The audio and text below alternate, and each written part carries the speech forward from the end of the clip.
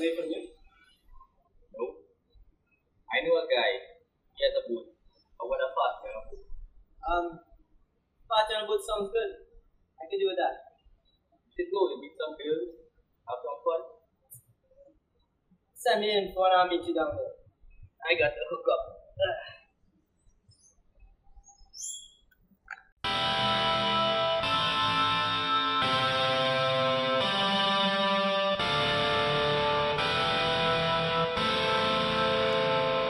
My life be like, yeah. My life be like, yeah.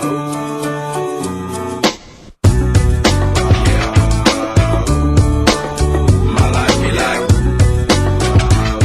yeah.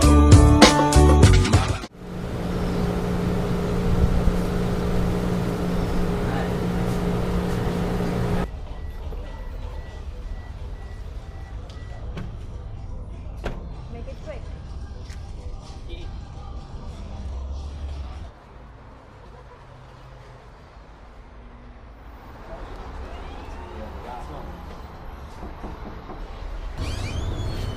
Hey, where you do? Hey, is that today? Yes, that is today. And you're supposed to be ready like 15 minutes ago. I got in late last night and I'm not sure if I want to go again. Looks like somebody was partying hard. Yeah, some friends just came over and my head is like really But you can't miss this, it's gonna be epic. well, let me change and find you. Okay, hurry up.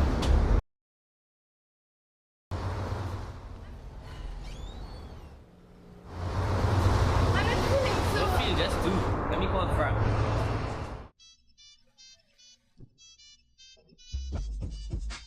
Hey Devon, what's up? Hey Frank, I'm at Nikki's. Where are you? Where you missing the action? You need to be down here. I'm at Nikki's. And I have a slight problem. I think she passed out. Isn't Olivia with you? She should be able to help you.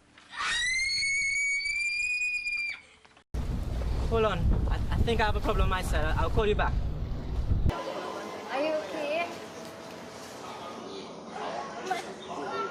I think she's having a heart attack. Devon, get over here. What's wrong? Over to the car.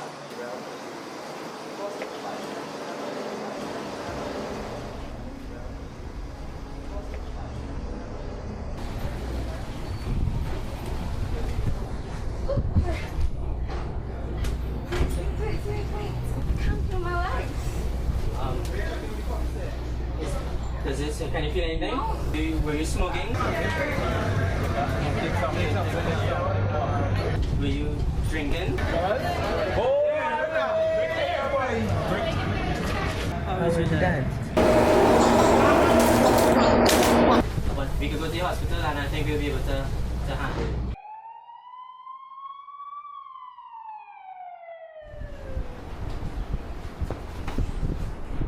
So, what happened to your patient? Because of her bad diet, this caused a lot of LDL cholesterols to build up. And the smoking, drinking, those are irritants. So that caused the plaque to form.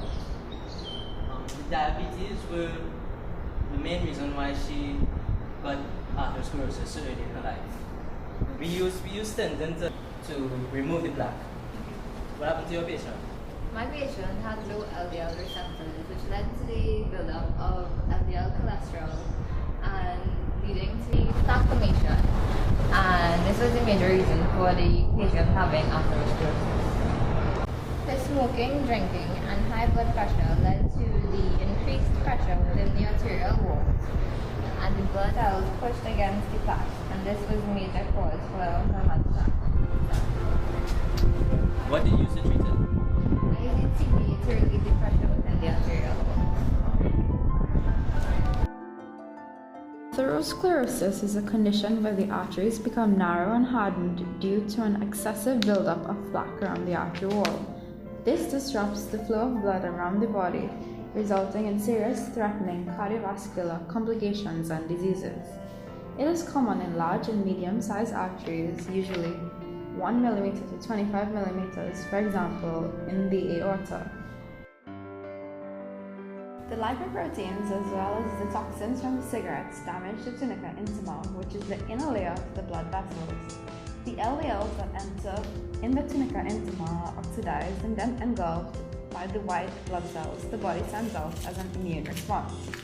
When the oxidized LDL is engulfed, it forms a foam cell with the white blood cells, and this results in the formation of plaque. Basic structure of a lipoprotein.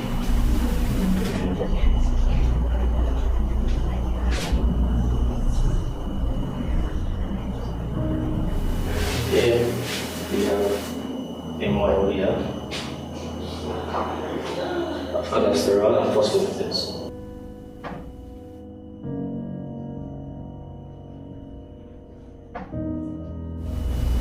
On the inside of the lipoprotein, we have triglyceride molecules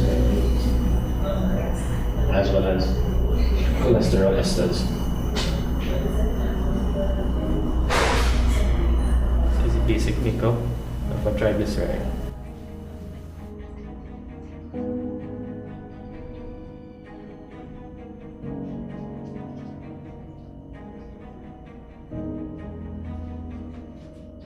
This is the glycerol head. This is fatty acid.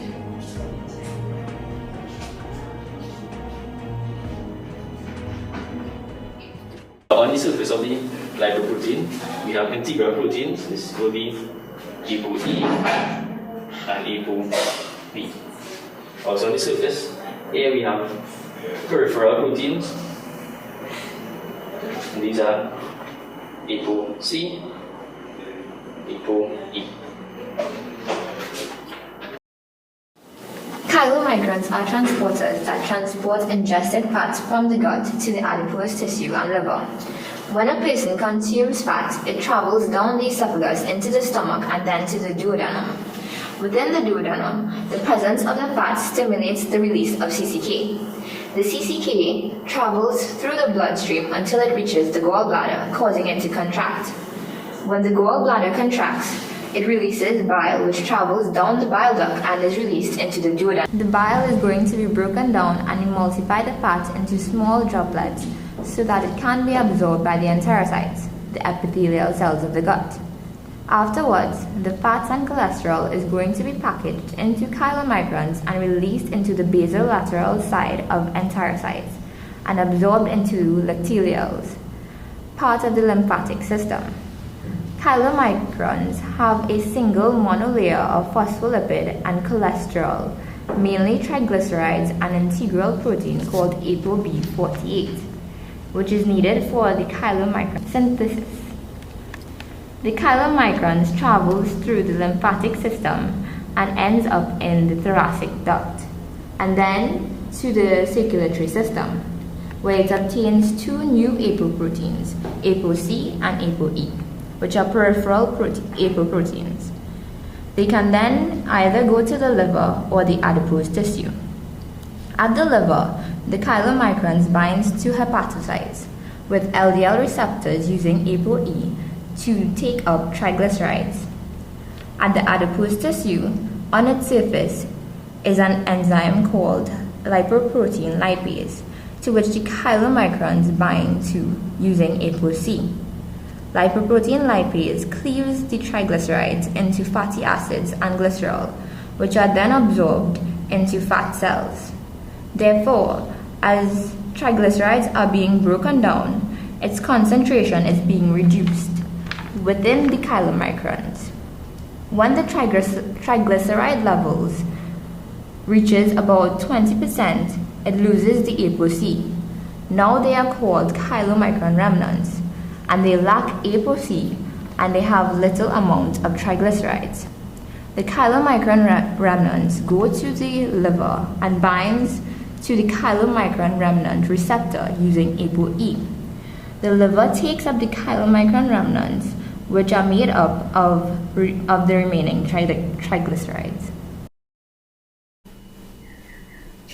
In the play, both patients were discovered to have atherosclerosis, but their developing factors were different. Patient 1 had a very poor diet, coupled with no exercise and a habit of excessive drinking and smoking.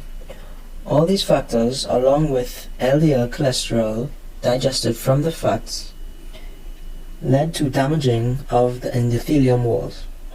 Her diabetes firstly increased the production of free radicals, which are highly reactive molecules that tear apart sensitive tissue components like DNA.